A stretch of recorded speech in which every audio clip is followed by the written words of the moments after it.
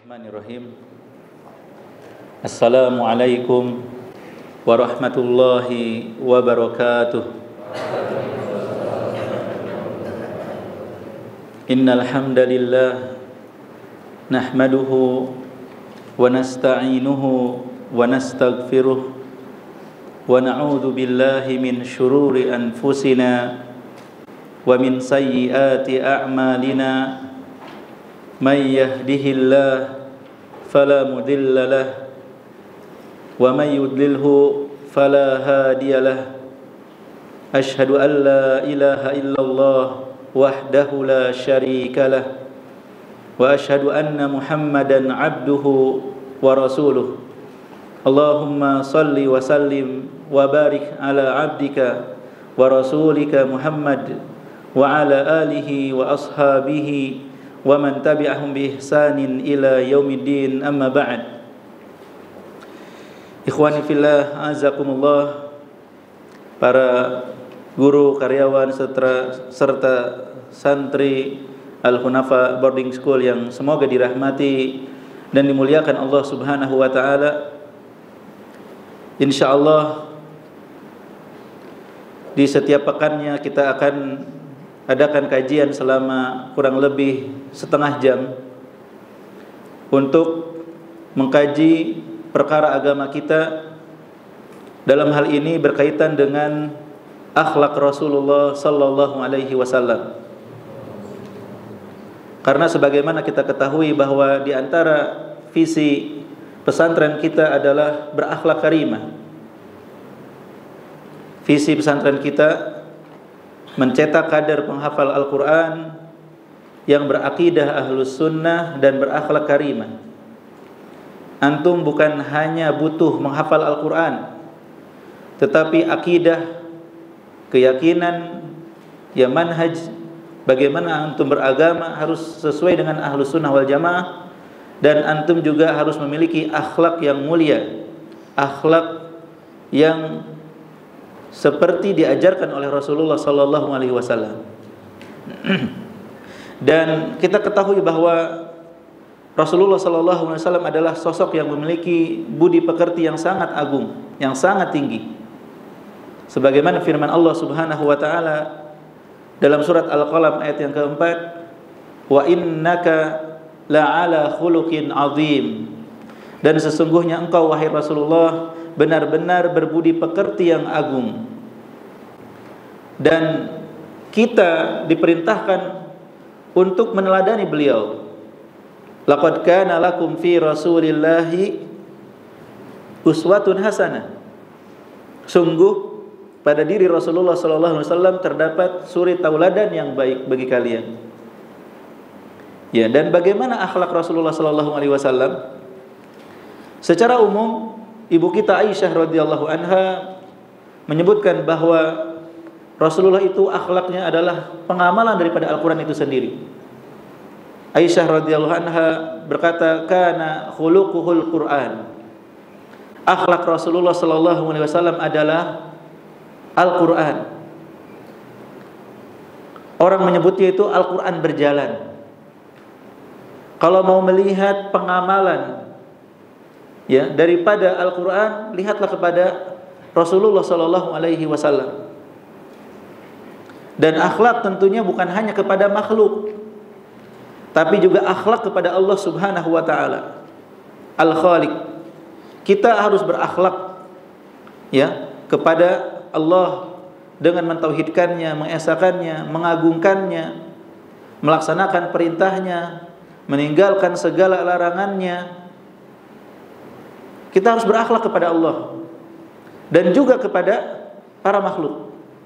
Nah, Rasulullah sallallahu alaihi wasallam memberikan contoh dan teladan kepada kita bagaimana berakhlak kepada sesama. Dan ini termasuk hal yang sangat penting. Termasuk di antara tujuan Rasulullah diutus. Innama bu'itsu liutammima makarimal akhlaq. Sesungguhnya aku diutus untuk menyempurnakan akhlak manusia. Oleh karena itu akhlak ini menjadi pemberat timbangan yang paling berat di akhirat nanti. Ma min syai'in athqalu fi mizanil mu'min yaumal qiyamah min husnil khuluq.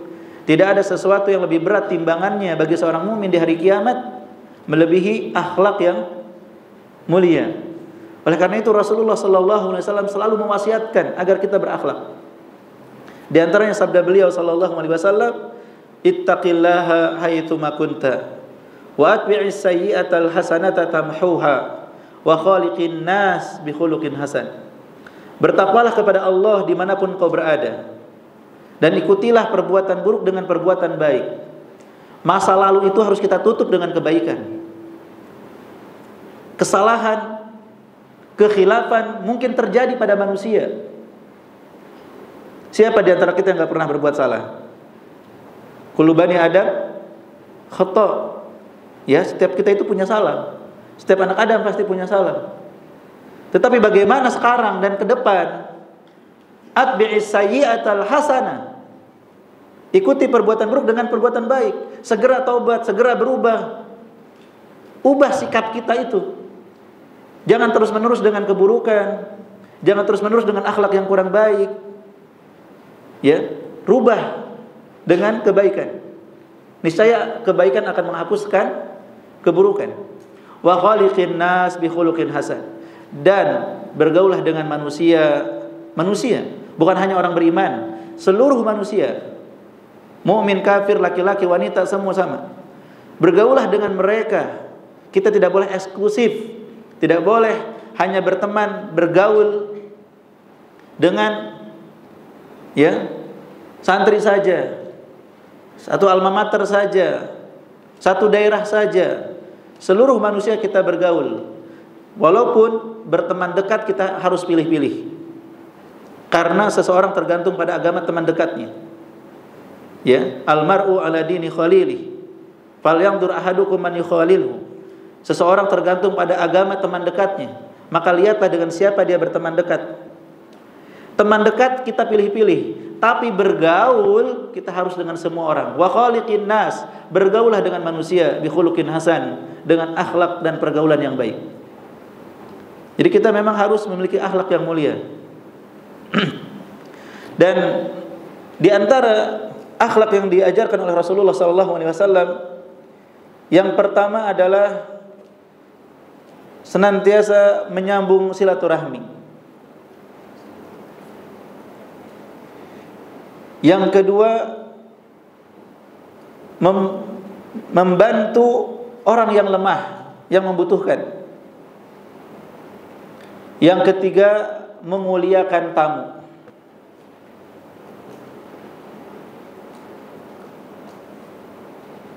Tiga poin ini disebutkan oleh ibu kita Khadijah radhiyallahu anha ketika Rasulullah ketakutan mendapatkan wahyu.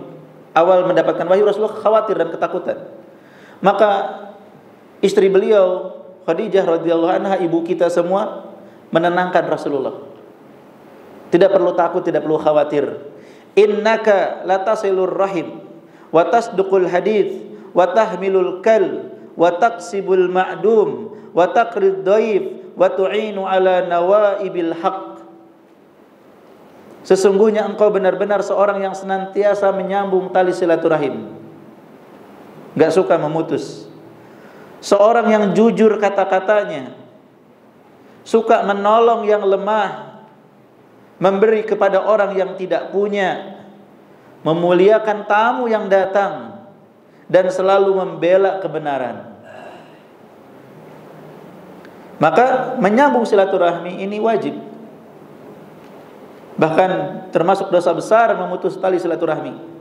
La yadkhulul jannata qatta', tidak akan masuk surga orang yang memutus qati'ur rahim, yang memutus tali silaturahim.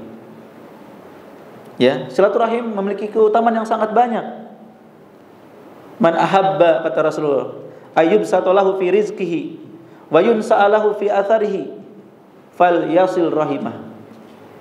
Siapa yang mau diluaskan rizkinya, dipanjangkan umurnya, hendaklah dia menyambung tali silaturahim. Dan perlu kita ingat, Nabi sallallahu alaihi wasallam bersabda, laisal wasil bil mukafi wa innamal wasil man idza qata'ahu wasala. Bukanlah orang yang menyambung silaturahmi itu yang membalas kebaikan dengan kebaikan, yang membalas kunjungan dengan kunjungan, bukan. Tetapi menyambung silaturahmi adalah yang ketika orang lain memutus hubungan, kita tetap menyambung silaturahmi. Sebagian orang hanya mau silaturahmi sama orang yang baik-baik aja. Dia berkunjung, kita balas mengunjungi. Dia mengasihi, kita ikut mengasihi. Itu balas budi namanya, bukan silaturahmi.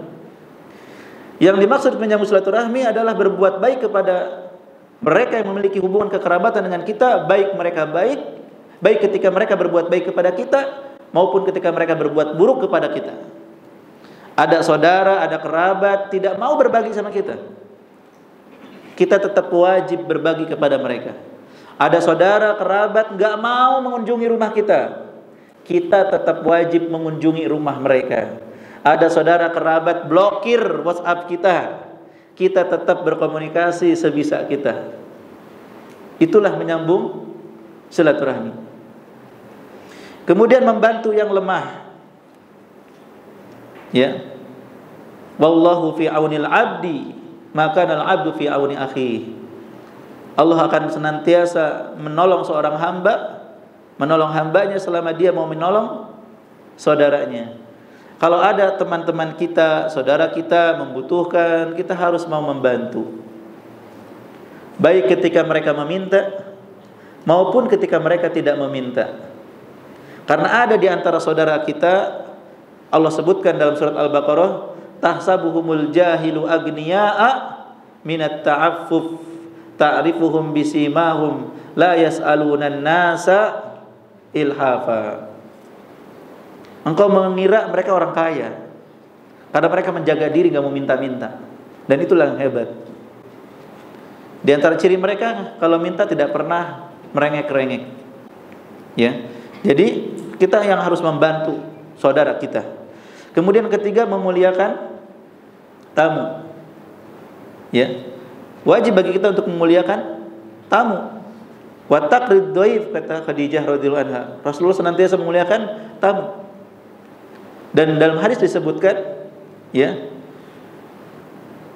la yu'minu ahadukum hatta yukrim dhaifahu. Tidak sempurna iman salah seorang di antara kalian sampai dia memuliakan tamunya. Jadi kalau ada tamu ke rumah kita, ke pesantren kita, ke kamar kita, kita muliakan. Ya, bagaimana memuliakan tamu? Menyambutnya dengan sukacita. Ya, jangan kita merasa berat kedatangan tamu. Aduh, kenapa sih kamu datang? Ya, kenapa kamu datang? Sudah sampai di rumah masih ditanya kenapa kamu datang. Harusnya bagaimana? Ahlan wa sahlan di rumah kami. Ya, di rumah kami yang sangat sederhana. Kita sambut. Kemudian kita jamu sebisa kita. Kalau di rumah ada daging kambing, kita kasih daging kambing. Kalau di rumah ada daging ayam, kita kasih daging ayam. Kalau di rumah ada daging telur, bukan daging ya, ada telur, kita kasih telur. Di rumah ada mie, kita masakin mie. Ada air putih aja di rumah, kita kasih air putih. Masa iya air putih nggak punya? Jangan tamu udah berjam-jam ngobrol nggak dikasih air putih, ya, sampai hausnya tamunya kekeringan. Ya, ada keran nggak di sini? Nyari keran akhirnya. Ya, ini harus kita muliakan minimal dengan air putih lah. Ya, minimal dengan air putih kalau kita memang hanya punya air putih. Tapi kalau kita lebih daripada itu, kita muliakan. Kemudian di antara adab Rasulullah SAW adalah beliau senantiasa menjaga, ya, bagaimana berbicara. Mana yang lebih baik, ikhwah? Berbicara atau diam? Mana yang lebih baik? Berbicara atau diam? Bicara atau diam? Diam. Kalau begitu saya diam. Enggak ada ceramah. Bicara atau diam? Bicara. Ceramah. Ceramah bagian dari bicara, ya. Coba perhatikan sabda Nabi sallallahu alaihi wasallam Man kana yu'minu billahi wal yaumil akhir, barang siapa yang beriman kepada Allah dan hari akhir, hendaklah bicara atau hendaklah diam dulu. Falyaqul khairan aw liyasmut. Ya, barang siapa yang beriman kepada Allah dan hari akhir, hendaklah berbicara yang baik atau diam. Jadi yang disebutkan pertama kali adalah berbicara. Ikhwah harus berbicara yang baik. Ketemu di jalan, diam 1000 bahasa, saling meliatin. Harusnya bicara apa diam? Apa bicaranya? Assalamualaikum. Idza laqitahu fasallim alaihi. Ya, bicara. Kalau berjumpa dengan saudara kita, ucapkan salam. Assalamualaikum. Ya akhi. Dilanjutkan. Ya ukhti, enggak perlu, ya. Assalamualaikum. Berlalu saja kalau sama wanita, jangan assalamualaikum ya ukhti. Nah, itu bicara akhirnya mengandung godaan lagi. Bicara yang tidak baik, ya. Assalamualaikum. Terus yang mendengarnya jawab enggak? Jawab enggak? Ya, kalau mengucapkan salam itu hukumnya sunnah, menjawab salam hukumnya wajib. Idza huyitum bi tahiyyatin fahayyu bi ahsani minha aw rudduha. Jika kalian diberikan ucapan selamat, balas dengan yang lebih baik atau yang semisal. Assalamualaikum, jawabnya Waalaikumsalam warahmatullah atau Waalaikumsalam warahmatullahi wabarakatuh. Balasan dengan balasan yang lebih baik atau minimal sama. Assalamualaikum, Waalaikumsalam. Minimal itu. Tapi kalau bisa lebih baik, Waalaikumsalam warahmatullahi wabarakatuh. Jadi kalau pembicara Assalamualaikum warahmatullahi wabarakatuh, berarti harus dijawab dengan Waalaikumsalam warahmatullahi wabarakatuh, yang semisal. Itu minimal. Ya. Bicara itu lebih baik daripada diam. Kita ini bergaul dengan manusia, bukan dengan mayat. Ya, ini kan masih hidup kan? Masa kita berjam-jam bersebelahan diam seperti batu arca? Enggak ada salam, enggak ada kalam, enggak ada nanya. Ya. Tanyalah, gimana kabarnya? Sehat? Ucapkan rasa suka berjumpa, Masya Allah, senang berjumpa dengan antum. Ya, kan di bahasa Inggris kita belajar nice to meet you, iya kan? Surirtu biliqaik. Kita belajar bahasa Inggris, bahasa Arab, ada kalimat-kalimat seperti itu. Kenapa bahasa Indonesia nggak ada? Harusnya kita terjemahkan dong dalam bahasa Indonesia.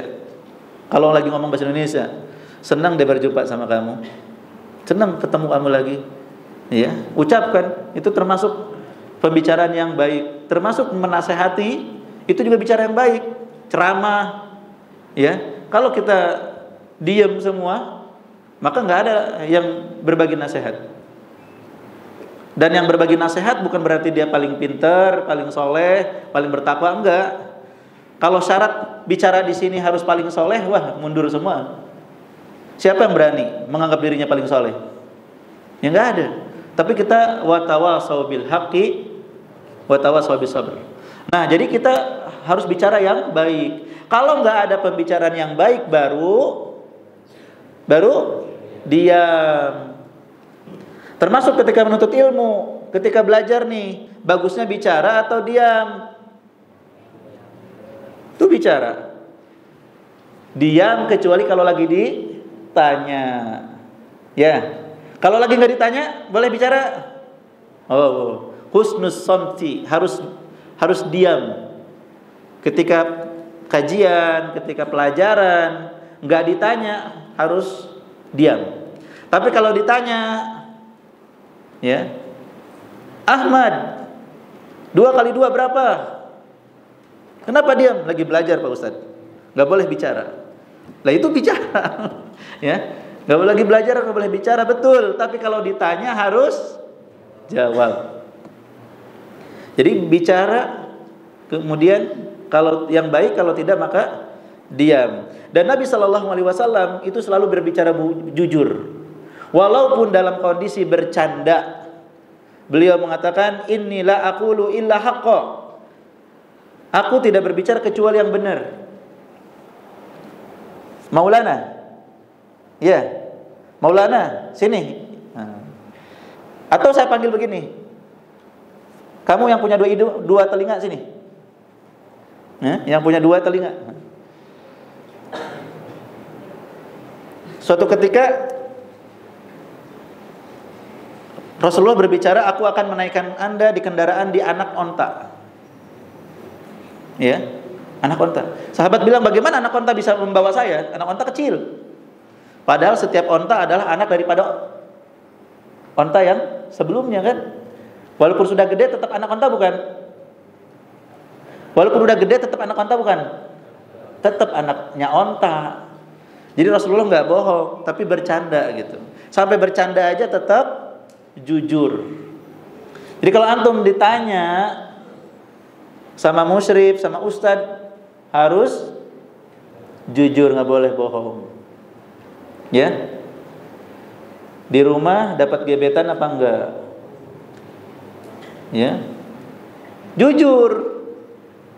Untuk supaya bertobat, ya dapat, tapi udah saya putusin, alhamdulillah.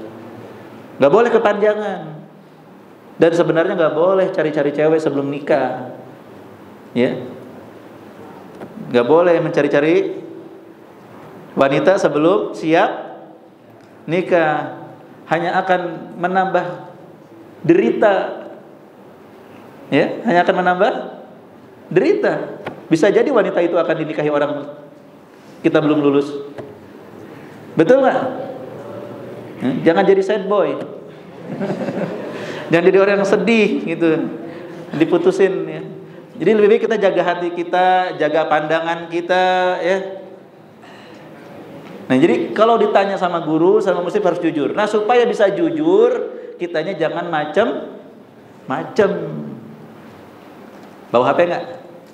Aduh, harus jujur nih. Bawa Pak Ustadz. Begitu. Ya. Jadi abis ini nanti yang bawa HP segera titipkan ya ke Ustadz kesantrian siapa? Ustadz Abdurrahman. Ya. Sebelum dihancurkan. Ya.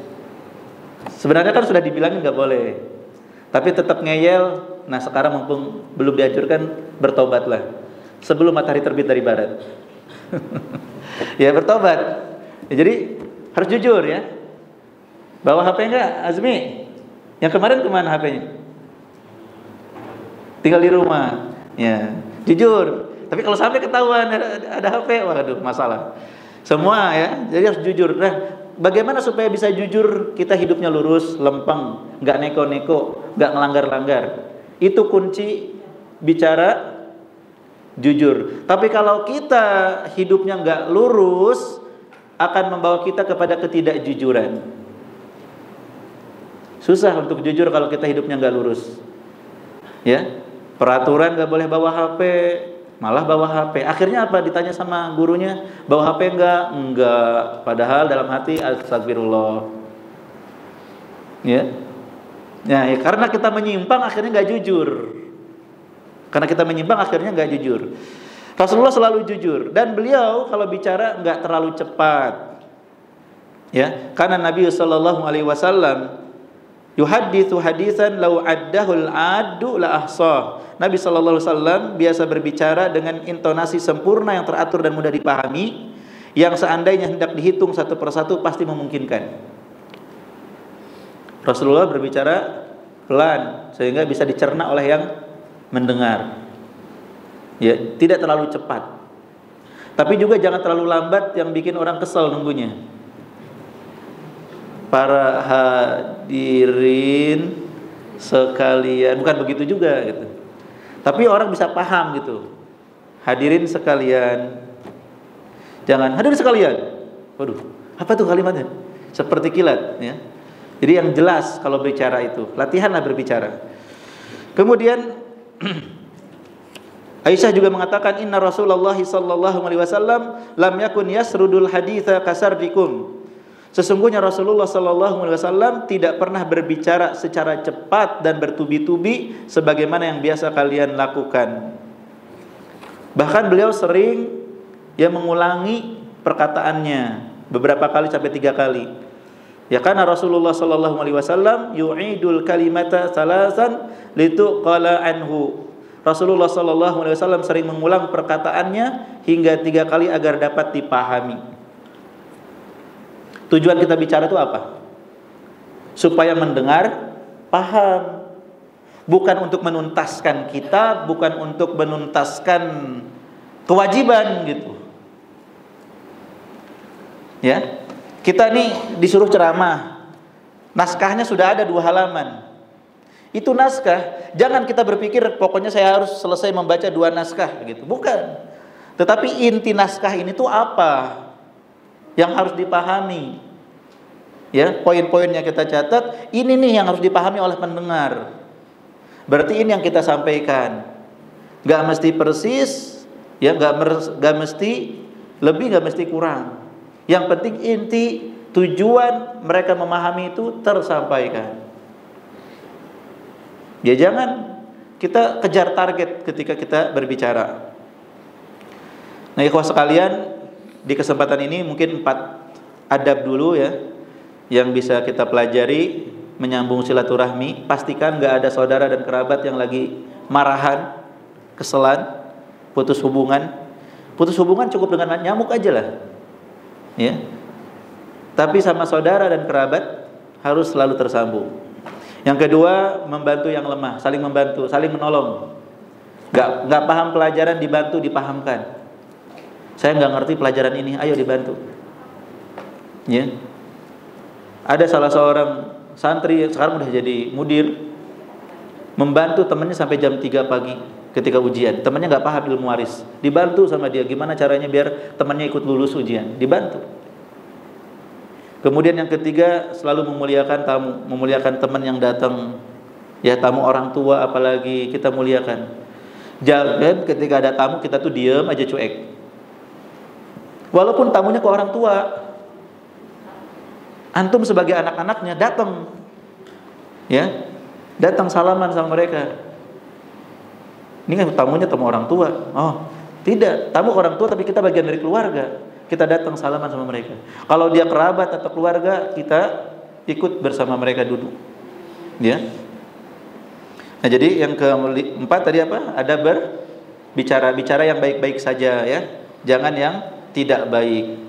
Dan termasuk ya, hukum bicara adalah menulis.